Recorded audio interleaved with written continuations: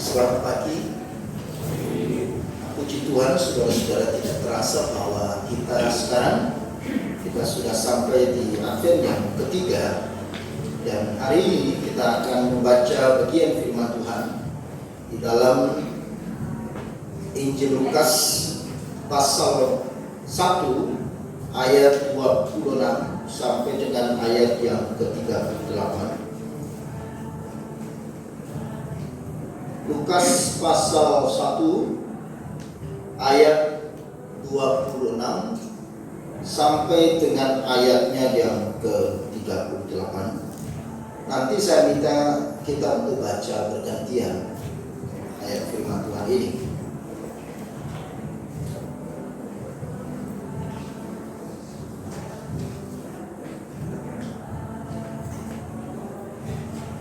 Demikian firman Tuhan. Dalam bulan yang ke-6 Allah menyuruh malaikat Gabriel pergi ke sebuah kota di Galilea bernama Nazaret. Pada seorang perawan yang berkenalan dengan seorang bernama Yusuf dari keluarga Daud, nama perawan itu Maria. Ketika malaikat itu masuk ke rumah Maria, ia berkata, "Salam, hai engkau yang dikaruniakan Tuhan menyertai engkau." Maria terkejut dengan perkataan itu, lalu bertanya di dalam hatinya, "Apakah salam itu?" Kata malaikat itu kepadanya, "Jangan takut, hai Maria, sebab engkau beroleh kasih karunia di hadapan Allah. Sesungguhnya engkau akan mengandung dan akan melahirkan seorang anak laki-laki, dan anak engkau menamai dia Yesus. Ia akan menjadi besar dan akan disebut anak Allah yang Maha Tinggi. Dan Tuhan Allah akan mengaruniakan kepadanya tahta Daud bapa leluhurnya. Dan dia akan menjadi raja atas keturunan Yakub sampai selama-lamanya, dan kerajaannya tidak akan berkesudahan." Kata Maria kepada malaikat itu, "Bagaimana hal itu mungkin terjadi? Karena aku belum bersuami." Jawab malaikat itu kepadanya, "Roh Kudus akan turun atasmu, dan kuasa Allah yang Maha Tinggi akan menaungi engkau, sebab itu anak yang akan dilahirkan itu akan disebut kudus, anak Allah. Dan sesungguhnya Elisabet anakmu itu, ia pun sedang mengandung seorang anak laki-laki pada hari Tuhan, dan inilah bulan yang ke-6 bagi dia yang disebut mandul itu. Sebab bagaimana ada yang mustahil." Kata Maria, "Sesungguhnya aku ini adalah hamba Tuhan. Jadilah padaku menurut perkataanmu itu." Lalu malaikat itu meninggalkan dia. Amin. Berbahagialah kita saudara-saudara sekalian yang telah membaca bagian firman Tuhan ini, dan kita adalah orang yang lebih berbahagia yang percaya dan melakukan firman Tuhan. Saudara-saudara yang dikasihi oleh Tuhan, kalau Tuhan memberikan perintah yang tidak logis atau tidak masuk akal bagi saudara, apakah saudara mentaatinya dan mempercayainya? Saudara sedikit lain.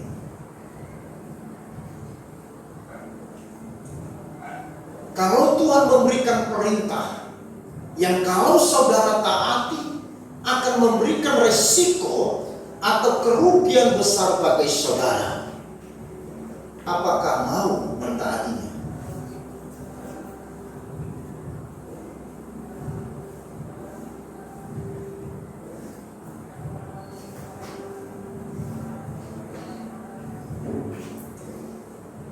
Saudara-saudara yang dikasihi oleh Tuhan, nats firman Tuhan pagi ini dikatakan bahwa Tuhan memerintahkan kepada malaikat Gabriel pergi ke sebuah kota di Galilea bernama Nazaret untuk menemui dan sekaligus memberitahukan perintah Tuhan kepada Maria bahwa ia akan mengandung anak laki-laki yang dinamai Yesus. Saya bacakan ayat 31 sampai dengan ayat yang ke-33. "Sesungguhnya engkau akan mengandung dan akan melahirkan seorang anak laki-laki, dan hendaklah engkau menamai dia Yesus.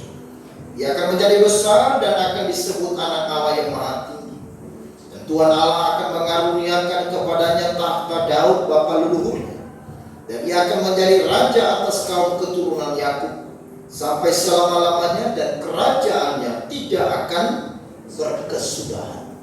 Ini berita yang dibawa malaikat Gabriel kepada Maria yang disebut masih perawan. Saudara-saudara, ini perintah yang logis atau tidak logis? Ini perintah masuk akal atau tidak masuk akal? Halo?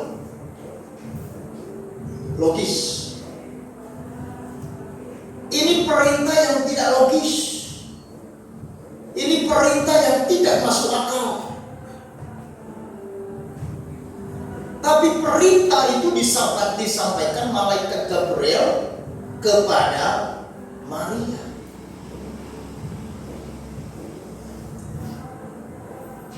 Reaksi Maria terhadap berita sekaligus perintah itu bagaimana? Apakah reaksinya tenang-tenang saja? Reaksinya senyum-senyum saja? Atau seperti apa? Maria kaget sekali. Heran dan tidak masuk akal hal itu terjadi baginya karena dia belum bersuami. Ada sebuah penolakan di dalam hatinya. Ada sesuatu yang tidak bisa ia terima dengan pikiran, perasaan, dan kehendaknya. Bagaimana mungkin seorang perawan yang belum bersuami sekarang dikatakan engkau harus mengandung?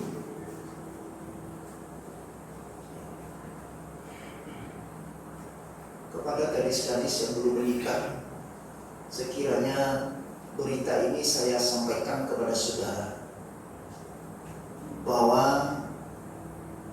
adik saudara akan mengandung, sementara saudara belum menikah. Mungkin saudara akan berkata, ini bapak kurang ajar. Ya enggak?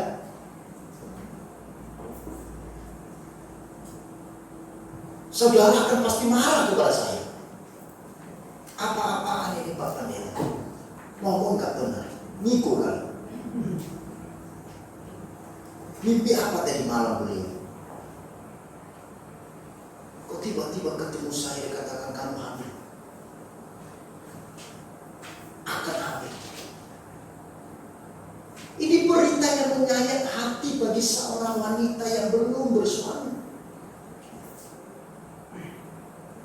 Ini berita yang menyakiti, yang menghancurkan perasaan dan harga dirinya sebagai seorang wanita yang masih perawan, yang belum bersuami. Ini berita yang tidak bisa diterima oleh akal, yang tidak bisa diterima oleh Maria dengan perasaan dan kehendak. Saya yakin sebaik apapun Maria, setakut apapun Maria kepada Tuhan, saya yakin dia tidak pernah berpikir dan tidak pernah berkehendak untuk mengandung di hadapan Tuhan. Betul? Meskipun dikatakan Maria seorang yang takut Tuhan, Maria seorang yang beriman, seorang yang percaya kepada Tuhan, saya yakin Maria tidak pernah punya kehendak untuk mengandung. Kecuali kalau dia sudah menikah.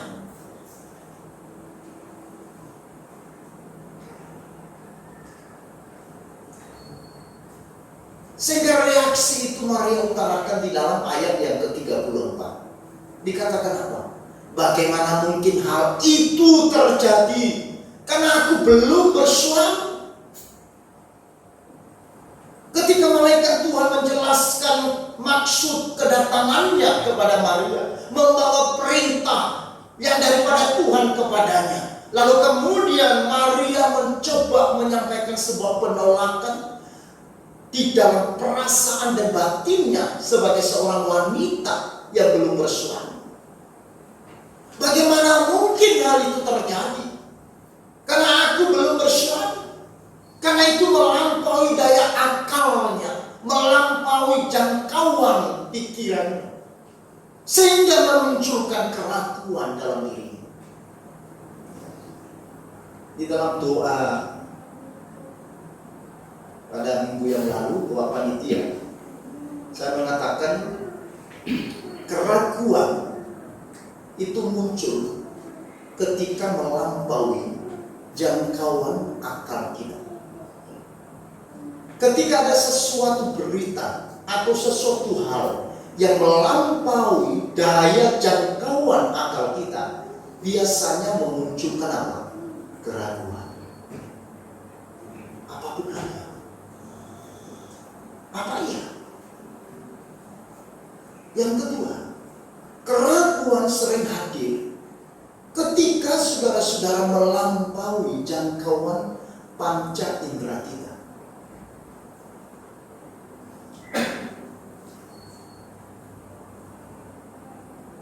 Dan yang ketiga, keraguan sering hadir di dalam hati, dalam hidup seseorang ketika ada sebuah pengalaman yang berlawanan dengan pengalaman yang sebelumnya. Jadi ada sesuatu pengalaman yang baru, ya, yang belum pernah kita mengalami sebelumnya. Maka ketika malaikat mengatakan kepada Maria bahwa sesungguhnya engkau akan mengandung dan melahirkan seorang anak laki-laki dan menamai dia Yesus, ini adalah pengalaman yang baru yang berlawanan dengan pengalaman-pengalaman sebelumnya. Dia tidak pernah mengalami pengalaman itu. Berbeda halnya kalau misalnya dia pernah punya anak. Mungkin tidak sekaget itu. Ini pengalaman yang tidak pernah dia alami. Sehingga pengalaman ini berlawanan dengan pengalaman sebelumnya. Dan disitulah muncul yang namanya apa? Keraguan. Kalau misalkan saudara batuk, biasanya saudara minum konidi, minum obat tolak angin, tapi tiba-tiba ada orang berkata, batuk ya? Iya. Nah, saya punya pengalaman yang baru Pak ini. Gimana? Nah itu minum kertas bapak itu, kemudian sobek-sobek, lalu bakar, lalu kemudian rendam di air, dan bapaknya sembuh nggak? Kira-kira Pak Tony, oh ya, langsung melakukan atau gimana?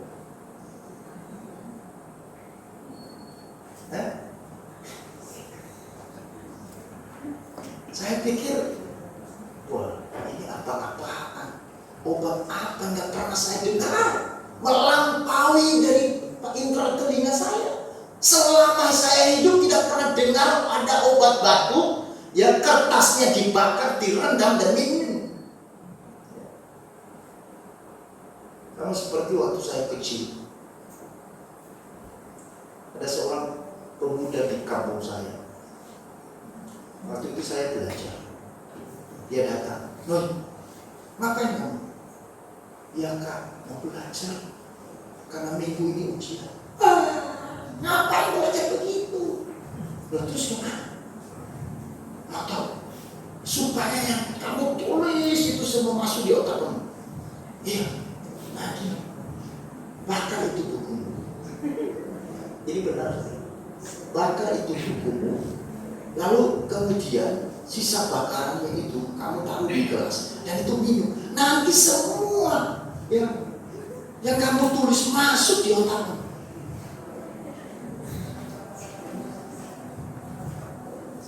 Saya waktu itu kelas 3 sudah, bapak saya masih belum meninggal. Pemuda ini dia tidak tahu kalau bapak saya dia dengar. Bapak saya guru, dia keluar. "Kamu sesatkan anak kecil." Oh dia langsung lari.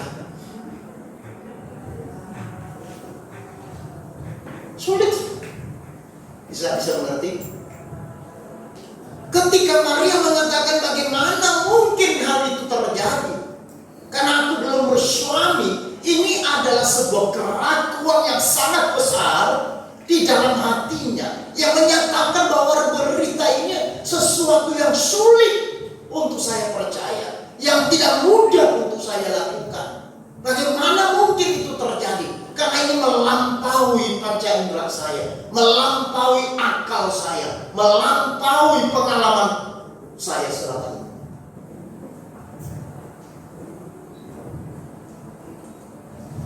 Reaksi Maria adalah sesuatu yang sangat wajar dan manusiawi. Setuju? Kalau saudara pada posisi Maria, saudara saya yakin saudara tidak hanya berkata bagaimana mungkin hal itu terjadi, pasti saudara akan ngamuk-ngamuk. Mungkin ya. Ya loh. Ini adalah reaksi yang sangat wajar, reaksi yang sangat manusiawi. Karena ia adalah manusia yang sangat terbatas memahami setiap rencana dan kehendak Tuhan dalam hidup kita. Seringkali kita mempertanyakan tentang kuasa dan kekuatan Tuhan. Seringkali kita sudah sulit menerima sesuatu hal, meskipun itu perintah Tuhan. Kenapa saudara-saudara? Karena kita terbatas memahami dengan utuh setiap perintah Tuhan. Betul? Kalau saudara memahami dengan utuh setiap rencana dan kehendak Tuhan, saudara tidak akan mungkin ragu. Tetapi karena kita adalah manusia yang terbatas, yang terus mau belajar dan belajar untuk memahami dan mengerti setiap kehendak dan rencana Tuhan, ada proses yang kita harus lewati, dinamika kehidupan yang kita harus lewati, pengalaman-pengalaman yang baru yang kita harus lewati, sehingga pada akhirnya kita mengerti. Di Betel, saudara-saudara, kita sedang belajar mengenai Bible studi di dalam kitab Ayub secara eksposisi. Minggu terakhir kami sudah sampai ke pasal 34. Menarik sekali.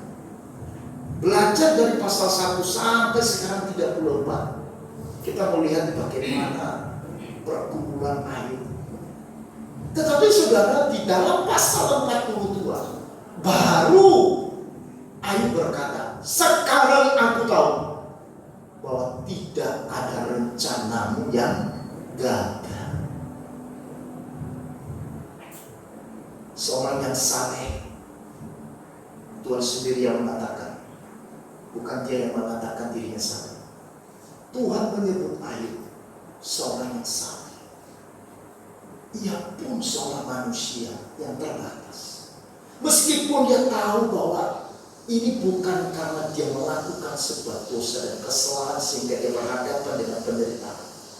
Meskipun dia tahu bahwa ini adalah ujian dari Tuhan, tetapi Ayub tidak seutuhnya dia mengerti setiap rencana dan proses yang sedang dikerjakan di dalam dirinya, sehingga pasang surut saudara-saudara dia harus melewatinya. Keraguan kadang-kadang muncul di dalam hatinya. Mengapa Tuhan semua ini terjadi?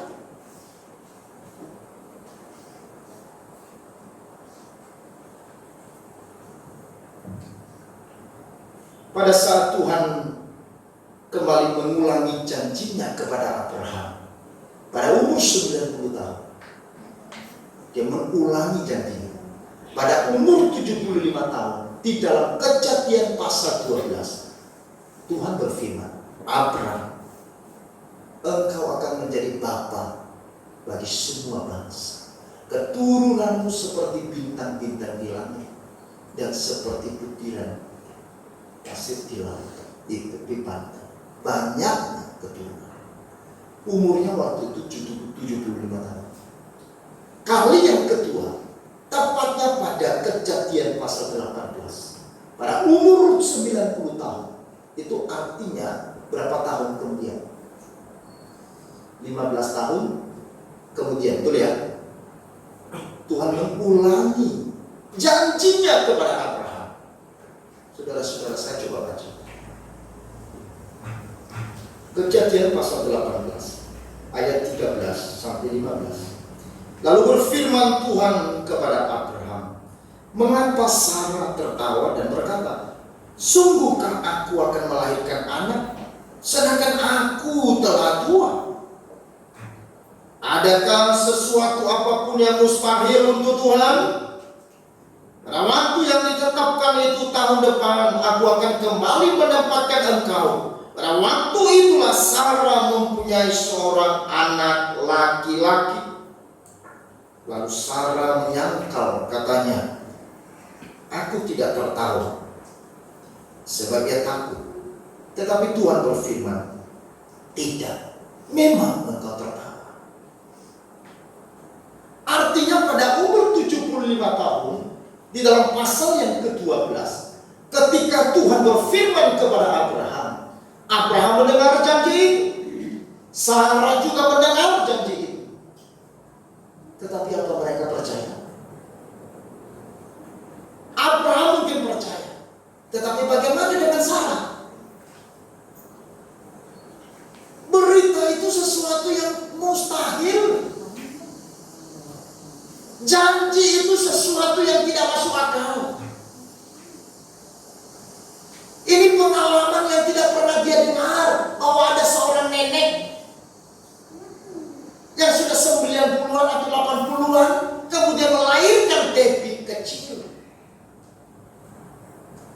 Sarah tidak pernah melihat ada wanita yang setua dia melahirkan. Dia juga tidak pernah mendengar pengalaman demikian. Ia juga tidak pernah melihat hal itu. Dan dia juga terus memegang kulitnya, memegang badannya. Apakah ibu yang sudah keriput ini bisa punya anak? Saudara-saudara, itu menarik sekali. Reaksi dari Sarah yang Tuhan katakan dia tertawa. Tertawa itu kenapa? Tidak masuk akal. Ini tidak mungkin terjadi. Ini sesuatu yang impossible, sesuatu yang mustahil terjadi. Maka dia mulai tertawa. Dia berdiri di cermin, dia melihat uang. Dia buka giginya. Dengan buat burung kakak. Bagaimana ini? Dia melihat kakinya yang sudah mulai mengering. Lalu dia melihat pinggulnya. Karena bagi seorang wanita itu pinggul itu penting untuk melahirkan. Betul atau tidak? Pinggulnya udah tidak lagi berbentuk.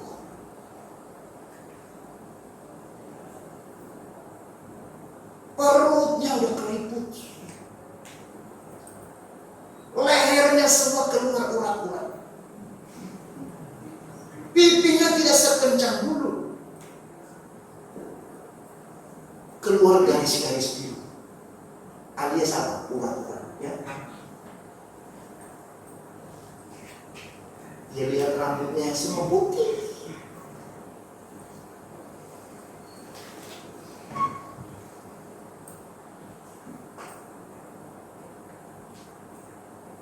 Wajar nggak Sarah tertawa? Menurut saya sesuatu yang sangat wajar, sesuatu yang sangat manusiawi. Saya tidak tahu kalau saudara, tapi kalau itu terjadi pada saya, mungkin saya juga tertawa. Saya juga akan berkata, apa janji?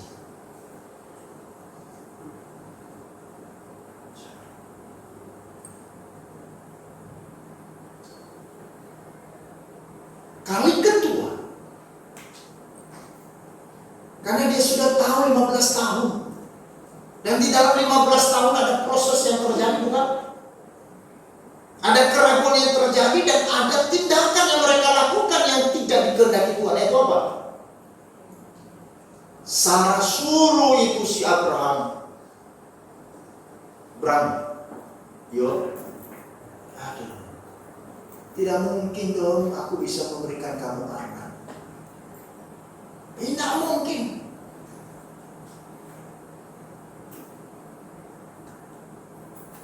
Aku sudah menopause, menopause. Tapi Tuhan sudah berikan janji loh sama. Iya. Rahimku sudah tertutup.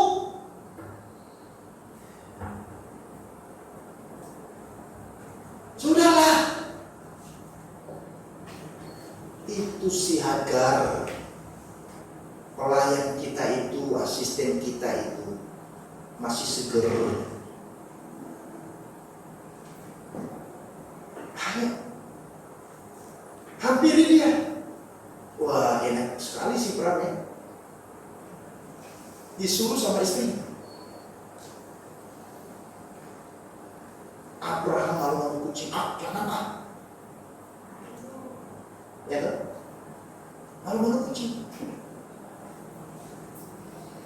Lalu sisa, masuk, masuk. Lalu si Abraham pura-pura mungkin didorong tapi dia termasuk. Masuk dia dalam kamar. Ya hampirilah Hagar. Di dalam 15 tahun itu.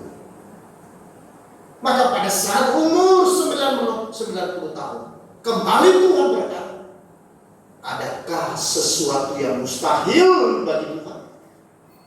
Sehingga engkau tertawa dan engkau berkata tidak mungkin. Itu sesuatu yang impossible, sesuatu yang mustahil. Adakah sesuatu yang mustahil bagi Tuhan? Pencipta langit dan bumi, yang menjadikan dari yang tidak ada menjadi ada, yang menciptakan dari yang tidak ada menjadi ada.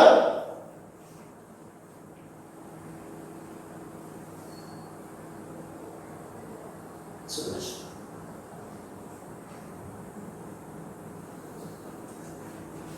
bukankah demikian dengan kita? Bahwa banyak hal dalam hidup ini yang sulit kita pahami dan mengerti. Mengapa ini dan itu terjadi dalam hidupku? Apa mungkin masalah dan pergumulan ini bisa saya hadapi? Atau mungkin saudara berkata, apakah Tuhan mampu mengatasi masalahku yang besar ini?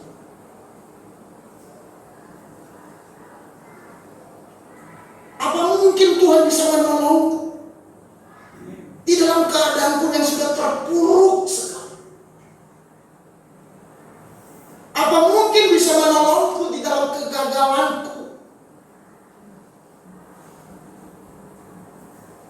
yang aku sendiri tidak bisa bangkit lagi?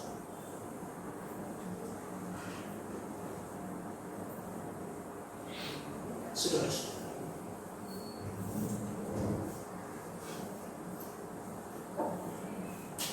Maria pun juga berkata, bagaimana mungkin hal itu terjadi? Tetapi Tuhan kita adalah Tuhan yang sangat mengerti dan memahami segala keterbatasan kita,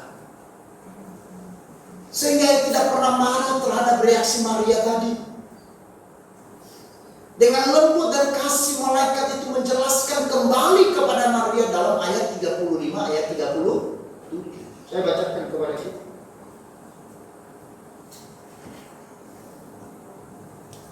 Jawab malaikat itu kepadanya, Roh Kudus akan turun atasmu, dan kuasa Allah yang Maha Tinggi akan menaungi engkau. Sebab itu anak yang akan kau lahirkan itu akan disebut kudus, anak Allah. Dan sesungguhnya Elisabet sanakmu itu, ia pun sedang mengandung seorang anak laki-laki pada hari tuanya. Dan ini bulan yang ke-6 bagi dia yang disebut mandul itu. Sebab bagi Allah tidak ada yang mustahil. Ketika Maria bereaksi tidak mau percaya, ketika Maria bereaksi terhadap berita yang dibawa oleh malaikat itu kepadanya dengan keraguan, dengan ungkapan bagaimana mungkin itu terjadi,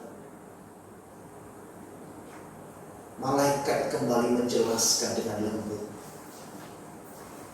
Dia menjelaskan sedetail-detailnya supaya Maria mengerti, memahami bahwa itu adalah sesuatu yang sangat wajar bagi Maria.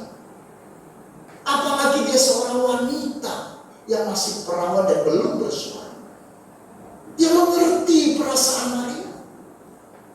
Tuhan mengerti dan peduli keadaan itu. Itulah sebabnya malaikat menjelaskan kembali kepada Maria. Dan setelah dia menjelaskan bahwa Maria mengandung karena Roh Kudus, dan anak yang dilahirkan itu akan disebut kudus, anak Allah. Dan di ayat 36 Tuhan memberikan tanda bagi Maria bahwa Elisabet yang sudah tua dan mandul itu sekarang mengandung. Nah saudara, setelah dia menjelaskan bahwa yang mengandung dari Roh Kudus, ya kan? Kira-kira dalam pikiran Maria apa? Tidak mungkin, mustahil, ya kan? Lalu kemudian ayat 36, lalu kemudian dimunculkan, lihat saudaramu, sanakmu, yaitu Elisabet. Karena Maria dan Elisabet itu adalah keluarga. Bahwa dia Elisabet yang sudah tua dan mandul itu artinya apa? Mustahil melahirkan, kan? Ya enggak? Mustahil karena sudah tua dan mandul. Mustahil. Tapi malaikat mengatakan, sekarang lihat Elisabet, sanakmu itu. Ini bagi dia bulan yang ke-6. Dia mengandung Yohanes Pembaptis. Apa tidak cukup bukti? Apa tidak cukup tanda bagimu bahwa bagi Tuhan tidak ada sesuatu yang mustahil? Meskipun Elisabet sudah sangat tua dan mandul, secara kedokteran, secara manusia, mustahil bagi dia untuk mengandung dan melahirkan seorang anak. Itu adalah wajar bagi manusia. Tetapi bagi Tuhan sangat mungkin dan bisa terjadi. Artinya bahwa Tuhan juga bisa melakukan hal yang sama bagimu, Maria, sekalipun engkau masih perawan.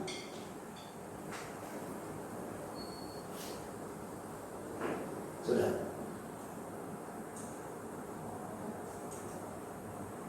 Sebab bagi Allah tidak ada yang mustahil. Tuhan memberikan jaminan kepada Maria bahwa Tuhan pasti bisa melakukan apa yang sudah Dia firmankan atau janjikan. Karena ya Tuhan yang tidak terbatas, Dia tidak dibatasi oleh ruang dan waktu, dan juga Dia tidak dibatasi oleh situasi dan kondisi, usia, umur, kemandulan dan sebagainya. Dia adalah Allah yang berdaulat. Amin. Dia adalah Allah yang tidak terbatas. Dia adalah Allah yang mampu melakukan sesuatu, meskipun bagi manusia itu adalah sesuatu yang mustahil. Mendengar penjelasan dari malaikat itu, ayat 38, apa yang dikatakan Maria? Kita baca bersama-sama. 1, 2, 3. Kata Maria, sesungguhnya aku ini adalah hamba Tuhan. Jadilah padaku menurut perkataanmu itu. Lalu malaikat itu meninggalkan dia.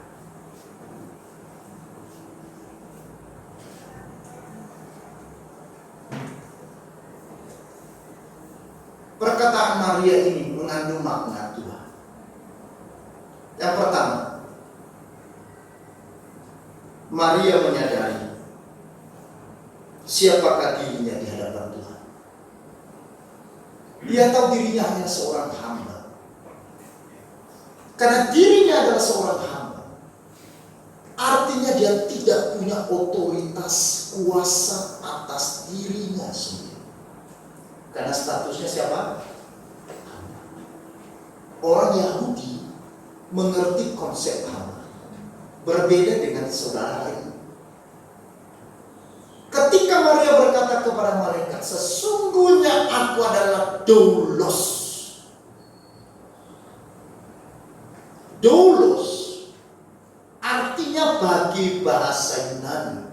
hamba. Hamba itu adalah seseorang yang tidak punya hak atas dirinya sendiri. Hamba itu adalah seseorang yang tidak memiliki kuasa atas diri karena statusnya hamba. Itulah sebabnya saudara-saudara, status sebagai hamba pada zaman itu dianggap sebagai status yang paling hina, yang paling rendah. Karena Tuhan yang memilikinya bisa melakukan apa saja yang dia mau untuk hambanya. Apakah dia mau bunuh? Apakah dia mau jadikan sebagai tontonan ya di dalam permainan? Apakah dibuang di mulut singa? Itu haknya dia.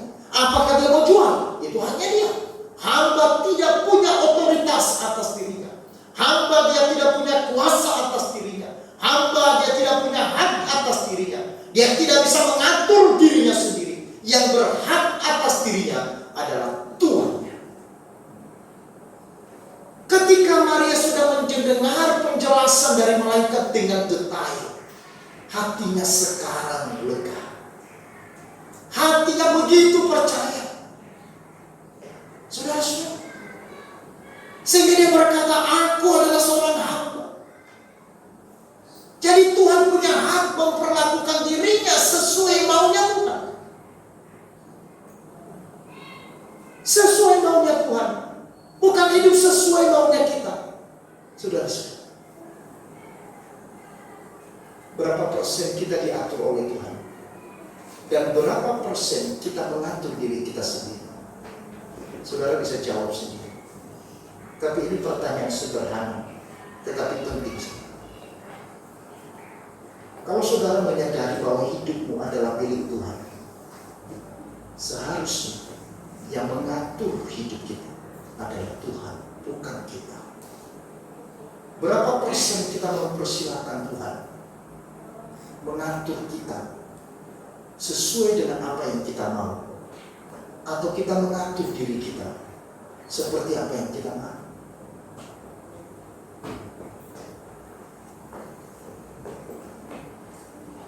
Berapa banyak saudara mengizinkan Tuhan melakukan kehendaknya atas hidup saya,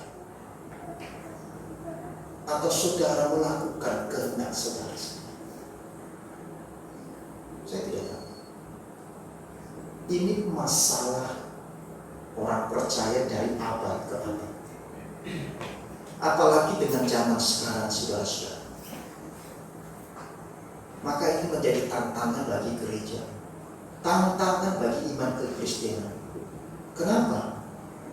Karena dengan adanya hak asasi manusia, suka-sukaku Tuhan, suka-sukaku Tuhan.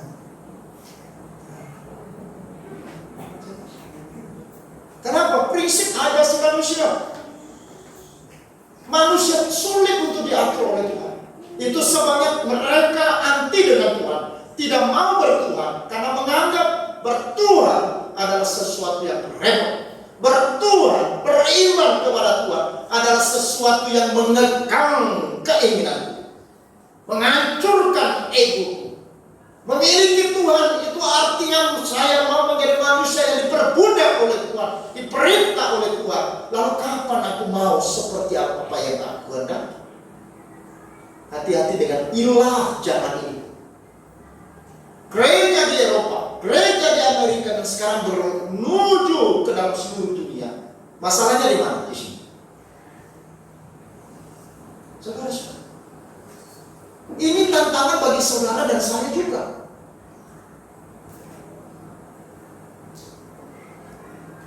Siapakah kita di hadapan Tuhan? Ini penting. Engkau adalah hamba atau engkau bos? Sebelum si aku kita turunkan dan menempatkan Kristus yang bertahta di dalam hati kita, sebelum itu terjadi, jangan pernah berkata engkau orang yang dipilih. Maria tidak mungkin dia berkata akulah hamba. Sesungguhnya apa yang kau kehendaki itu yang terjadi. Karena dia mengerti dan mengajari siapakah dia. Yang kedua, Maria sekarang percaya dan taat kepada perintah Tuhan, meskipun tadi baginya adalah sesuatu yang tidak mungkin atau sesuatu yang mustahil baginya. Karena ia percaya bahwa apa yang sedang dia lakukan Tuhan dalam hidupnya adalah sesuatu yang terbaik. Maria berkata, sesungguhnya aku adalah hamba Allah. Jadilah padaku menurut perkataanmu itu. Karena apa? Karena Maria percaya bahwa apa yang dilakukan Tuhan dalam hidupnya adalah sesuatu yang terbaik. Peter Masal berkata, Allah takkan membiarkan sesuatu masalah pun terjadi pada kita, kecuali yang memiliki rencana spesifik, di mana akan kita peroleh berkat dari kesulitan tersebut.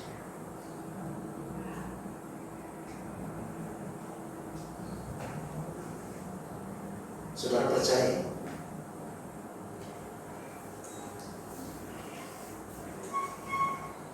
Thomas Alva Edison, seorang penemu lampu listrik. Tapi ada satu kisah yang mengkisahkan sesuatu yang aneh dan lucu, tetapi sesuatu yang begitu luar biasa. Yaitu suatu hari Thomas Alva Edison pergi ke labnya di pagi hari.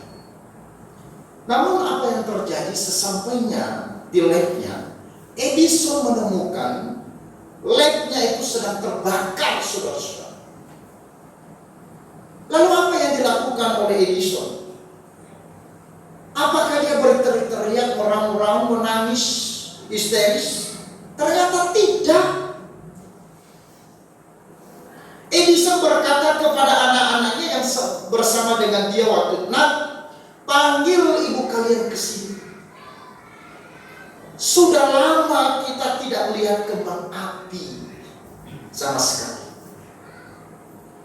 Sekarang kita bisa lihat kembang api di sini."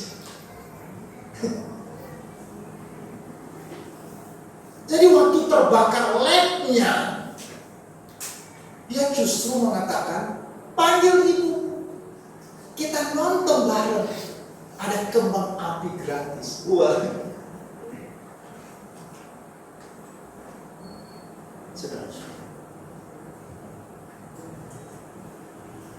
cara terbaik dalam menjalani kehidupan memang hanya dengan cara penyerahan diri secara total pada kehendak Tuhan dalam membentuk dan membangun kehidupan kita. Serta yakinilah bahwa bagi Yesus tak ada yang mustahil. Apakah ada hal yang mungkin saudara pikirkan saat ini di hadapan Tuhan, yang mungkin menurut saudara ini adalah sesuatu yang mustahil terjadi? Adakah sebuah pergumulan yang saudara dan saya saat ini sedang gumulkan, yang menurut pendapat saudara ini tidak mungkin terjadi? Karena saudara melihat diri saudara, melihat keterbatasan dan kekurangan yang ada dalam diri saudara. Mungkin itu adalah sesuatu yang wajar dan manusia.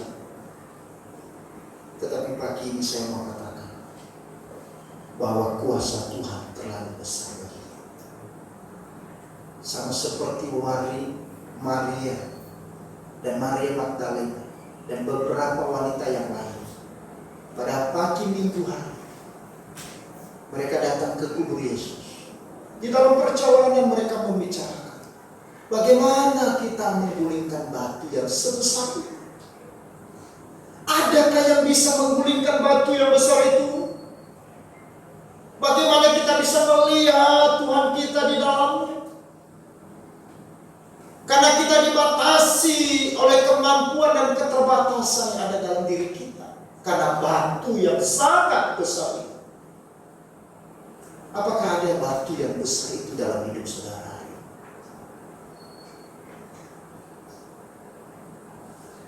Tetapi akhirnya, apa yang tadi bagi Maria dan teman-temannya sesuatu yang tidak mungkin untuk mereka gulingkan batu ini. Tetapi begitu mereka tiba di depan kubur ini, Alkitab mengatakan batu itu telah terguling. Amin. Batu yang besar itu yang tidak bisa digulingkan oleh Maria dan kawan-kawan telah digulingkan oleh kuasa Tuhan. Karena Tuhan punya kuasa, punya kekuatan yang lebih besar dari itu. Percaya dan yakini. Jadikanlah dia menjadi Tuhan yang berdaulat, yang memerintah, yang berotoritas di dalam hidup kita. Dan biarkan diri kita menjadi hamba yang setia dan taat kepada apa yang Tuhan mau, Tuhan kehendaki. Karena kita percaya kalau Tuhan izinkan sesuatu hal, pasti ada maksud yang spesifik yang membawa berkat, membawa anugerah, membawa sesuatu yang indah. Mungkin hari ini engkau tidak mengerti, mungkin hari ini engkau tidak memahami, tetapi di balik semua engkau akan menyadari ini adalah